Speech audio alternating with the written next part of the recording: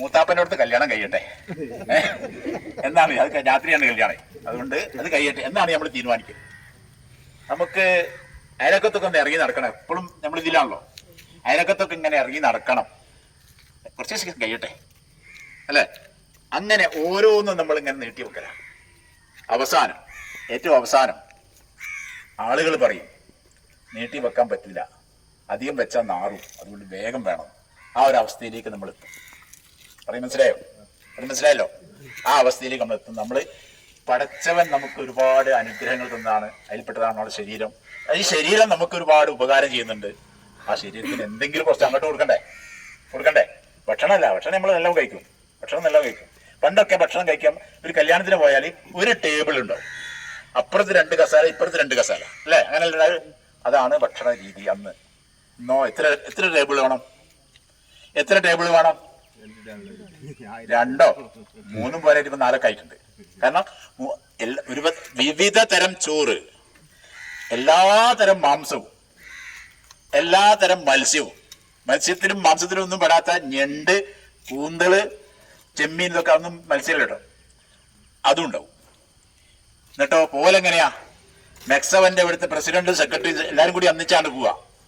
പള്ളി കമ്മിറ്റി ആണെങ്കിൽ പള്ളി കമ്മിറ്റിന്റെ പ്രസിഡന്റ്, സെക്രട്ടറി, ഖജാൻജി, മുഅദ്ദിൻ, ബാങ്ക് കൊടുക്കുന്ന ആളെ, പിന്നെ ഇമാമ്, എല്ലാരും ഒന്നിച്ചു പോകും. എന്നിട്ട് പ്രസിഡന്റിന് സെക്രട്ടറി അങ്ങോട്ട് ഇട്ട് കൊടുക്കും ചോറ്. സെക്രട്ടറിക്ക് ഖജാൻജി ഇട്ട് കൊടുക്കും, ഖജാൻജി ഇങ്ങോട്ട് ഇട്ട് കൊടുക്കും. അങ്ങനെ അങ്ങോട്ട് ഇട്ട്.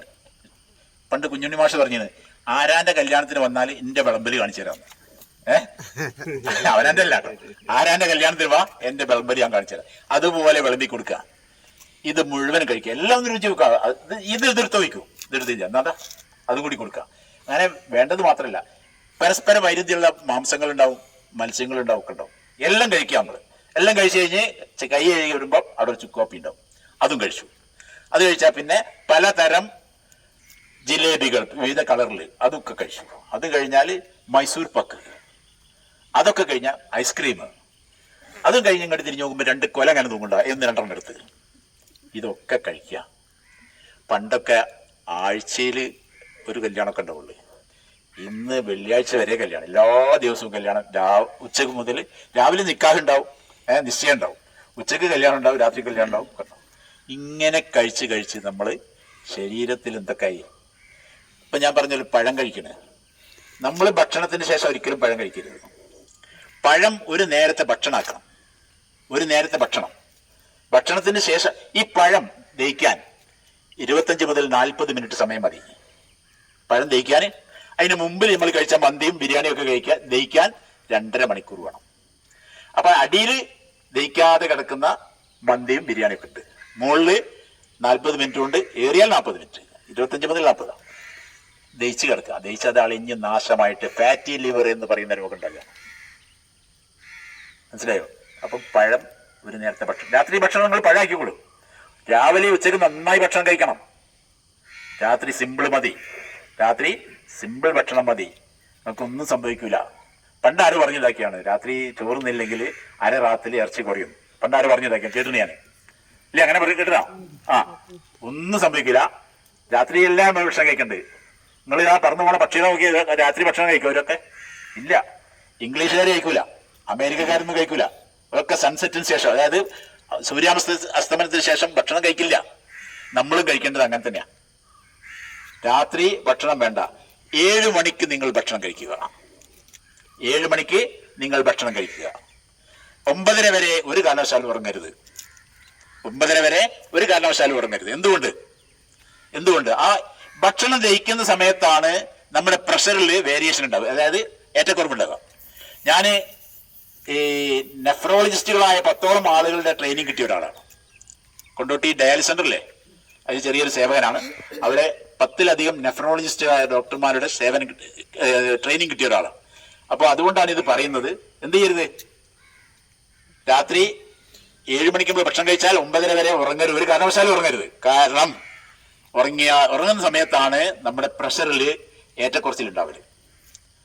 അപ്പം 9:30 മുമ്പ് ഇത് ദഹിക്കുമ്പം പ്രഷർ ശേഷം കൂടി എന്ന് പറഞ്ഞാൽ എന്ത് സംഭവിക്കും? നമ്മുടെ മക്കൾ നമ്മളെ കൂടെ ഉണ്ടാവും, വണ്ടി ഉണ്ടാവും, ആശുപത്രി ഉണ്ടാവും, ഡോക്ടർ എല്ലാം സജീവമാണ് 9:30 വരെ. അത് കഴിഞ്ഞാൽ പിന്നെ ഓരോരുത്തരും ഇങ്ങനെ ഉറങ്ങാൻ പോലെ. ഉറങ്ങിയതിന് ശേഷം നമ്മൾ രാത്രി 11 മണിക്ക് വന്ന് സുഭിക്ഷമായി ഭക്ഷണം കഴിച്ചു ഉറങ്ങി. ഒരു 2 മണിയാവുമ്പോൾ നമുക്ക് പ്രഷർ കൂടിയാൽ തൊട്ടടുക്ക് കിടക്കുന്ന ഭാര്യ അറിയില്ല, തൊട്ടടുത്ത് കിടക്കുന്ന ഭർത്താവ് അറിയില്ല. രാവിലെ എണീച്ചിട്ട് നിങ്ങൾ എന്ത് എണീക്കാത്ത പറഞ്ഞ് കയ്യെ പിടിച്ചു നോക്കിയാൽ കൈ ഇങ്ങനെ വീഴും, കുഴഞ്ഞിട്ടുണ്ടാവും. പിന്നെ ഇങ്ങനെ നടക്കട്ടെ. അപ്പൊ അതുകൊണ്ട് നിങ്ങൾ തരുന്ന ഒരൊറ്റ നിർദ്ദേശം നിങ്ങൾ എല്ലാവരും ഒന്ന് പറയാ. എന്ത്? B fast. എന്താ പറയാത്? B fast. നല്ല ഉറക്കെ പറയാം. എനിക്ക് നല്ല ചെയ്തിട്ടൂടാ, അതുകൊണ്ട് ഞാൻ കണ്ണടച്ച്. പിന്നെ പറയും ബി ഫാസ്റ്റ്.